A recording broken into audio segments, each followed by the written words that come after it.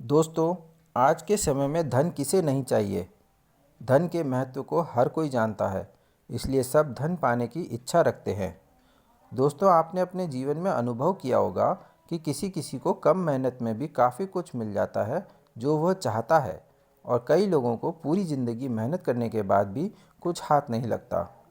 नमस्कार दोस्तों, मेरा नाम है प्रतीक और आज हम यह जानने की कोशिश करेंगे कि कुंडली में ऐसे कौन कौन से योग होते हैं जो कि कुंडली में धन का योग बनाते हैं। आज के युग में धनवान होना कौन नहीं चाहता। आज आप स्वयं अपनी कुंडली को देख के पता कीजिए कि क्या आपके धनवान बनने के योग हैं। दोस्तों, जैसा कि आप जानते हैं, कुंडली के दूसरे भाव को धन भाव और एकादश भाव को लाभ भाव कहा जाता है। दूसरे भाव से पैतृक संपत्ति का विचार होता है, वहीं एकादश भाव व्यक्ति के खुद के धन को दर्शाता है। पहला धन योग। जिस व्यक्ति की कुंडली में दूसरे भाव पर शुभ ग्रह स्थित हों या शुभ ग्रहों की दृष्टि हो, तो ऐसे व्यक्ति को बहुत धन प्राप्त होता है। यदि किसी व्यक्ति की कुंडली में दूसरे भाव में चंद्रमा स्थित हो, तो वो बहुत बलवान होता है और बहुत धनवान होता है। उसके जीवन में इतना धन होता है कि उसे किसी भी सुख सुविधा को प्राप्त करने के लिए अधिक परिश्रम नहीं करना पड़ता। परंतु कुंडली में चंद्रमा अकेला हो तो उसके द्वितीय और द्वादश भाव में कोई ना कोई ग्रह अवश्य होना चाहिए। दूसरा योग। अगर आपकी कुंडली में दूसरे भाव का स्वामी लाभ भाव में बैठा हो या लाभ भाव का स्वामी धन भाव में बैठा हो, तो भी धनवान होने के योग बनते हैं। तीसरा योग। अगर दूसरे और एकादश भाव के स्वामी त्रिकोण में बैठकर एक दूसरे को देखें, तो भी धनवान बनने के योग बनते हैं। त्रिकोण भाव यानी कि पहला भाव, पांचवा भाव और नवम भाव।